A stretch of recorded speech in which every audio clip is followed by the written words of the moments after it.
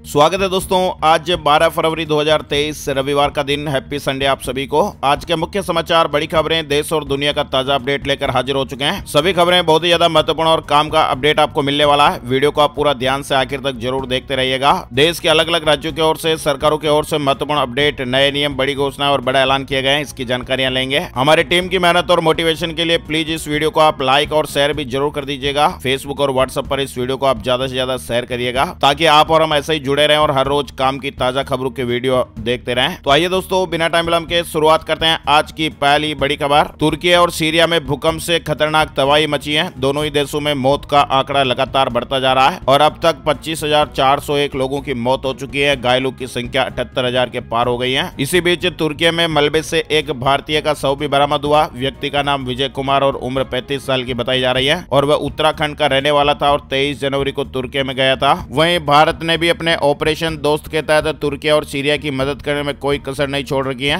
लगातार सहायता और मदद की जा रही है। भारत ने भूकंप प्रभावित तुर्की और सीरिया को और ज्यादा राहत सामग्री भेजी है। भारत ने शनिवार को C-17 सैन्य परिवहन विमान से तुर्की और सीरिया के भूकंप पीड़ितों के लिए जीवन रक्षक दवाइयां और राहत सामग्री की अतिरिक्त खेप भेजी है। तुर्की और सीरिया में भूकंप पीड़ितों को 3 महीने का इमरजेंसी वीजा देगा जर्मनी, इस तरह का ऐलान भी हुआ है। जर्मनी के गृह मंत्री नैन्सी फेजर ने शनिवार को यह बड़ा ऐलान करते हुए कहा कि उनका देश तुर्की और सीरिया के भूकंप पीड़ितों को 3 महीने का वीजा देगा। वही दोस्तों, विनाशकारी भूकंप के बाद लूटपाट कर रहे थे वहां पर 48 लोग गिरफ्तार भी हुए हैं। आरोपियों के पास से लूटी हुई रकम, सेलफोन और बंदूकें आदि बरामद की गई हैं। आगे बढ़ते दोस्तों, खबरों का सिलसिला आगे बढ़ाते हैं। अब जयपुर का सफर 3.5 घंटे में। पीएम मोदी आज दिल्ली मुंबई एक्सप्रेसवे के पहले फेज का उद्घाटन करेंगे। यह एक्सप्रेसवे अभी 246 किलोमीटर दिल्ली दौसा लालसोट तक बनकर तैयार हो गया है, जिसे 12,150 करोड़ रुपए से ज्यादा की लागत से विकसित किया गया है। रविवार से ही दिल्ली से जयपुर की यात्रा सिर्फ 3.5 घंटे में पूरी हो सकेगी। पहले 5 घंटे का समय लगता था। यानी पीएम मोदी आज रविवार को दिल्ली मुंबई एक्सप्रेसवे के इस पहले फेज का उद्घाटन करेंगे। वह दोस्तों, बड़ी खबर आ रही है। यूक्रेन युद्ध खत्म कराने के लिए पीएम मोदी की ओर अमेरिका देख रहा है और अमेरिका ने कहा कि वे व्लादिमीर पुतिन को मना सकते हैं। प्रधानमंत्री मोदी यूक्रेन में शत्रुता समाप्त करने के लिए पुतिन को मना सकते हैं। व्हाइट हाउस के जरिए इस तरह के अपडेट चल रहे हैं। यानी अमेरिका की निगाहें भी अब भारत के प्रधानमंत्री नरेंद्र मोदी जी पर टिकी हुई है और अमेरिका का यह मानना है कि पीएम मोदी यूक्रेन और रूस के बीच की शत्रुता को समाप्त कर सकते हैं। वह युद्ध रोकने के लिए रूसी राष्ट्रपति व्लादिमीर पुतिन को मना सकते हैं। आरबीआई के 88,000 करोड़ के फर्जी दस्तावेज चेन्नई ले जा रहे थे 3 लोग सीआईएसएफ ने आईजीआई एयरपोर्ट पर पकड़ा है। यानी सीआईएसएफ ने आरबीआई के 88,000 करोड़ रुपए मूल्य के फर्जी दस्तावेज बरामद किए हैं और ये जो दस्तावेज बरामद हुए हैं, इसमें रिजर्व बैंक ऑफ इंडिया का स्टिकर है, भारत का राष्ट्रीय चिन्ह यानी अशोक स्तंभ है, आरबीआई का लोगो और बॉन्ड से जुड़े पेपर है। शहरों के नाम बदलने के लिए बनाया जाए आयोग। सुप्रीम कोर्ट में एक जनहित याचिका दाखिल हुई है और इस याचिका में ऐतिहासिक गलतियों को ठीक करने के लिए कमीशन बनाने की मांग की गई है। सुप्रीम कोर्ट में शहर, सड़क, इमारतों और संस्थान के नाम बदलने के लिए आयोग बनाने की गुहार वाली जनहित याचिका सुप्रीम कोर्ट में दाखिल हुई है। वही दोस्तों, सरकार की कमाई में जबरदस्त उछाल देखने को मिला है। टैक्स कलेक्शन से जुड़ा अपडेट है। डायरेक्ट टैक्स कलेक्शन 24% बढ़कर 15.67 लाख करोड़ पर पहुंच गया है और ऐसे में सरकार की यह जबरदस्त कमाई है। इकोनॉमी के मोर्चे पर यह गुड न्यूज है। सरकार के टैक्स कलेक्शन में तेजी देखने को मिली है। वित्त मंत्रालय ने शनिवार को इस तरह से आंकड़े जारी किए हैं। वही दोस्तों, अलर्ट करने वाली खबरें आ रही हैं। बुखार, नाक से खून और फिर मौत। अज्ञात बीमारी से इस देश में कोहराम मचा हुआ है। कई लोगों को क्वारंटाइन भी कर दिया गया है। दक्षिण अफ्रीका के इक्वेटोरियल गिनी में एक अज्ञात बीमारी फैल रही है, जिससे हड़कंप मचा हुआ है और इस बीमारी से अब तक 8 लोगों की मौत भी हो चुकी है और पूरे देश में बीमारी फैलने से रोकने के लिए उपाय किए जा रहे हैं। प्रशासन ने अब तक 200 लोगों को क्वारंटाइन कर दिया है। वहां पर बॉर्डर भी सील हो गए हैं। जानकारी आ रही है कि इस बीमारी में संक्रमित लोगों की कुछ ही घंटों में मौत हो जाती है और बीमारी के प्रमुख लक्षण है बुखार आता है, नाक से खून निकलने लगता है और जोड़ों के दर्द होते हैं और कुछ देर बाद मरीजों की मौत हो जाती है। इस बीमारी को लेकर डब्ल्यूएचओ ने भी जांच शुरू कर दी है। वहीं डब्ल्यूएचओ ने एक और वायरस को लेकर भी चेतावनी दी और कहा कि नहीं बरती सावधानी तो फिर कोविड के जैसे ये तबाही मचा सकता है। एवियन इन्फ्लुएंजा, जो कि हाल ही में मिंक और अन्य स्तनधारियों के बीच फैल गया है, विश्व स्वास्थ्य संगठन ने माना कि स्थिति और खराब हो सकती है। कोविड-19 ने पूरी दुनिया में 2020 से ही तबाही मचा रखी है। कोरोना के कारण दुनिया के कई देशों की हालत खराब हो गई है, जो अब तक संभल नहीं पाई है और इसी बीच एक और वायरस का महामारी बनने का खतरा बढ़ता जा रहा है। बर्ड फ्लू इन्फेक्शन के पक्षियों के अलावा स्तनधारी जीवों में फैलने के कारण विश्व स्वास्थ्य संगठन ने भी चिंता जताई है। डब्ल्यूएचओ ने कहा कि ऐसे में इंसानों में भी संक्रमण का खतरा दिख रहा है, क्योंकि इंसान भी स्तनधारी जीवों का ही प्रकार है। इसलिए आग्रह किया गया कि सतर्क रहें लेकिन घबराएं नहीं। डब्ल्यूएचओ ने कहा कि यह फ्लू संक्रमित पक्षियों को छूने, संक्रमित जानवरों के मल या रहने की जगह को छूने और संक्रमित जानवर या पक्षी को मारने या पकाने से फैलता है। एवियन फ्लू से जुड़ा अलर्ट है। वहीं रिसर्च में एक बड़ी रिपोर्ट सामने सामने आई है। फेफड़ों और दिल के साथ साथ लीवर को भी बड़ा नुकसान पहुंचाता है कोरोना। नई स्टडी हुई जिसमें इस तरह का खुलासा हुआ है। कोविड-19 संक्रमण श्वसन और दूसरे अहम अंगों के अलावा लीवर पर भी गहरा असर डाल सकता है। मुंबई के एक सरकारी हॉस्पिटल में स्टडी हुई जिसमें इस तरह की बातें सामने आई हैं। उत्तर प्रदेश में 29,000 करोड़ का निवेश करेगा सिंगापुर। हाई कमिश्नर ने 20 MOU पर साइन किए हैं। ग्लोबल इन्वेस्टर समिट में पहुंचे सिंगापुर राजदूत ने कहा कि हम उत्तर प्रदेश के साथ 29,000 करोड़ से अधिक का निवेश करने जा रहे हैं और इसी के चलते 20 MOU पर साइन किए हैं। महादेव बुक ऐप से बचकर रहिएगा। ऑनलाइन गेमिंग से 450 करोड़ रुपए की ठगी हो गई है। 11 देशों में इनका नेटवर्क फैला गया है। सरगना गिरफ्तार हो गया है। ऑनलाइन गेमिंग फ्रॉड करने वाले गिरोह का एक सरगना गिरफ्तार हो गया है। उत्तराखंड से जुड़ी बड़ी अपडेट खबर है। सरकारी विभागों में साहब से लेकर बाबू की टेबल पर फाइलों का अंबार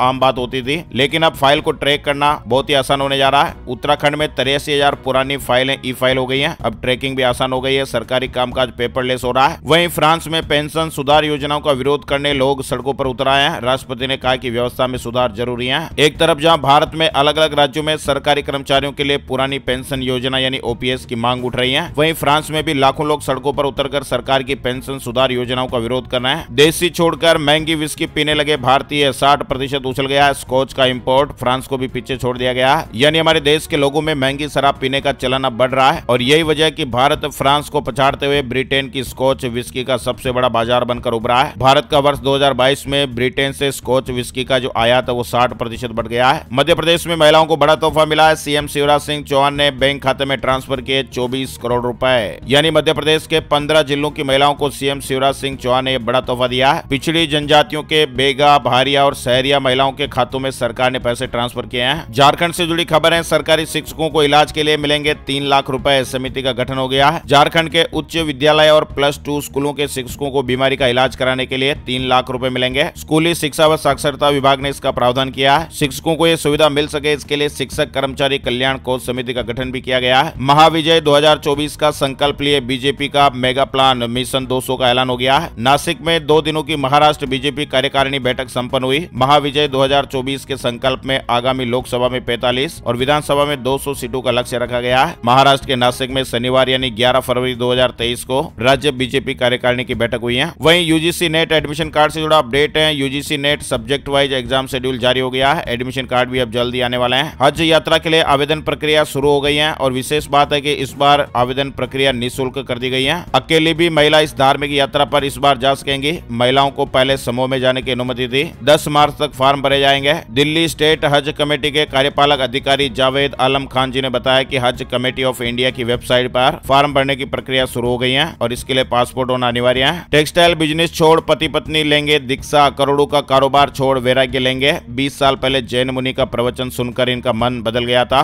टेक्सटाइल बिजनेसमैन दिलीप मेहता 60 साल की उम्र और उनकी पत्नी ललित मेहता सांसारिक मोहमाया को छोड़कर 3 मार्च को दीक्षा लेने जा रहे हैं। मूल रूप से राजस्थान के पाली के रहने वाले ये दंपति मुंबई में जैन संतों के सानिध्य में दीक्षा लेंगे। भारत ने पारी और 132 रन से पहला टेस्ट जीत लिया है और इसके साथ ही भारतीय टीम ने 4 मैचों की सीरीज में 1-0 की बढ़त हासिल कर ली है। सीरीज का दूसरा मुकाबला 17 फरवरी को दिल्ली में खेला जाएगा। प्रधानमंत्री नेशनल अप्रेंटिसशिप मेला 13 को लगेगा। 5वीं पास से लेकर स्नातकों को नौकरियां मिलेगी। प्रधानमंत्री नरेंद्र मोदी नेशनल अप्रेंटिसशिप मेला 13 फरवरी को देश भर के 200 से अधिक जिलों में आयोजित किया जाएगा। फ्रेशर युवाओं को रोजगार पाने का सुनहरा मौका है। केनरा बैंक ने ग्राहकों के लिए खुशखबर दी है। अब लोन लेना सस्ता हो गया है। आरबीआई द्वारा रेपो रेट में बढ़ोतरी के बावजूद भी केनरा बैंक ने अपनी लेंडिंग रेट में कटौती की है। वहीं पठान फिल्म से जुड़ा अपडेट आ रहा है। तीसरे शुक्रवार को भी नहीं थमा पठान का तूफान। वीकेंड की शुरुआत में करोड़ों की कमाई हो गई है। पठान ने पहले ही 450 करोड़ का आंकड़ा पार करके दंगल, KGF chapter 2, the Kashmir files और अन्य कई फिल्मों के लाइफ टाइम कलेक्शन को पहले ही पार कर लिया है। लेकिन अब इस शुक्रवार फिल्म ने यह नया आंकड़ा हासिल किया।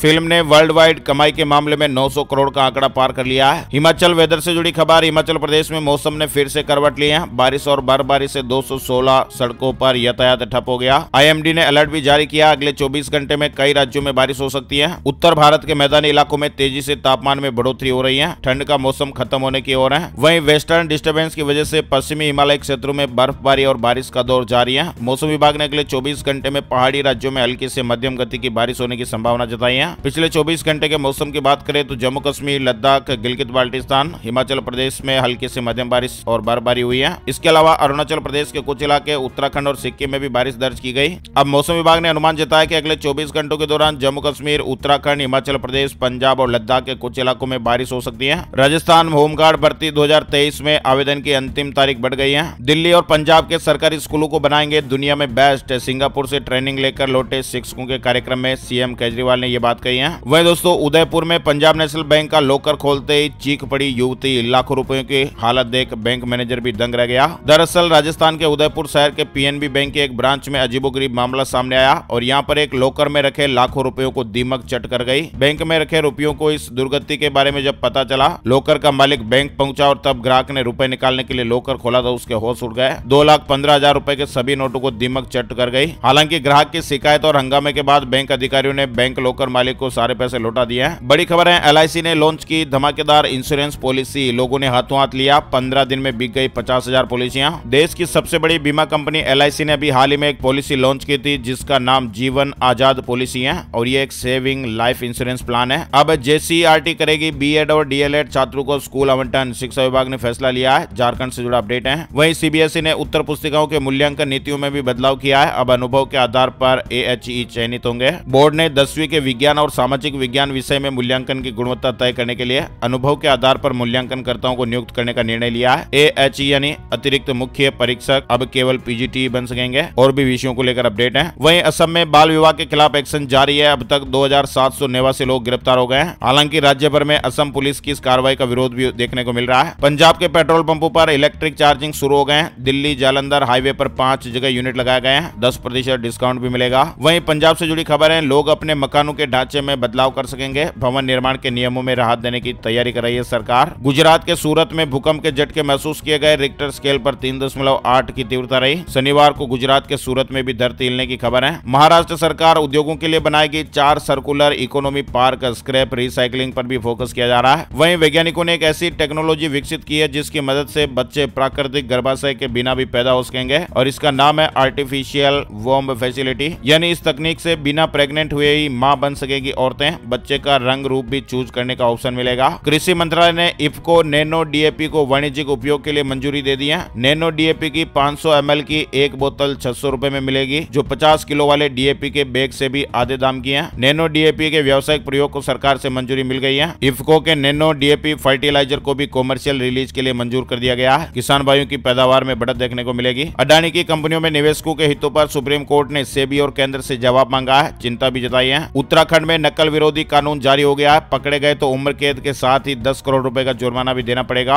उत्तराखंड में पेपर लीक मामले में सख्त नकल विरोधी कानून का अध्यादेश जारी कर दिया गया है और इस कानून के तहत अगर कोई प्रिंटिंग प्रेस, कोचिंग इंस्टीट्यूट या मैनेजमेंट सिस्टम नकल कराने पर दोषी पाए जाते हैं तो उसे उम्र कैद की सजा हो सकती है। 10 करोड़ रुपए जुर्माना भी भरना पड़ सकता है। इसके अलावा अगर कोई व्यक्ति संगठित रूप से परीक्षा कराने वाली संस्था के साथ मिलकर षड्यंत्र करता है तो उसके लिए भी सजा के प्रावधान किए गए हैं। रियलमी ने लॉन्च किया Coca Cola phone. 108 megapixel camera और 5000 mAh की बैटरी इसमें दी गई है। वहीं राजस्थान में प्राइवेट अस्पतालों ने चिरंजीवी आरजीएचएस योजना के तहत इलाज बंद करने का ऐलान किया है। राजस्थान सरकार मेडिकल सेक्टर के लिए राइट टू हेल्थ एक्ट लाने की तैयारी कर रही है और इस बिल को लेकर पूरे प्रदेश में विरोध शुरू हो गया है। शनिवार सुबह 8 बजे से प्रदेश के प्राइवेट हॉस्पिटल्स में ओपीडी और इमरजेंसी सेवाएं बंद रखी गई। राजस्थान के 1500 से ज्यादा हॉस्पिटल इस तरह की योजनाओं के अटैच हैं। इधर प्राइवेट हॉस्पिटल के इस विरोध के समर्थन में सरकारी हॉस्पिटलों में भी सुबह करीब 2 घंटे के लिए ओपीडी बंद रखी गई। इस बिल को लेकर शनिवार को विधानसभा की प्रवर समिति की बैठक भी हुई। बैठक में किसी बात पर सहमति नहीं बनी। बच्चों और माँ बाप के नाम प्रॉपर्टी करने पर रजिस्ट्री मुफ्त, स्टाम्प ड्यूटी के बचेंगे 81,000 रुपए तक। यदि आप अपने माँ बाप को प्रॉपर्टी गिफ्ट करने की सोच रहे हैं तो आपको चिंता करने की जरूरत नहीं है। अब इस तरह से प्रॉपर्टी गिफ्ट करने पर आपको 80,000 रुपए तक का फायदा हो सकता है। दरअसल राजस्थान में सीएम अशोक गहलोत की ओर से हुई बजट घोषणा में स्टाम्प ड्यूटी में रियायत दी गई है। ये नियम अगले साल से लागू होगा। उड़ीसा के मंत्री की हत्या करने वाले गोपाल दास का पॉलीग्राफ टेस्ट हुआ है। अब जल्दी नार्को टेस्ट भी होगा। वहीं महाराष्ट्र राज्य शिक्षा विभाग कॉपी और पेपर लीक की समस्याओं से निपटने के लिए कुछ कदम उठाए गए हैं और इसके तहत 10 मिनट पहले पर्चा देने की जो व्यवस्था है वो बंद की जा रही है। हालांकि विद्यार्थी और शिक्षक इसका विरोध कर रहे हैं। वही दोस्तों अंतिम खबर है, बैंक ऑफ इंडिया में प्रोबेशनरी ऑफिसर के 500 पदों पर भर्ती होने जा रही है। अधिसूचना जारी की गई है। आज के वीडियो में फिलहाल बस इतना ही अपडेट। अगर आपको हमारा प्रयास अच्छा लगा तो प्लीज वीडियो को लाइक और शेयर जरूर कर दीजिएगा।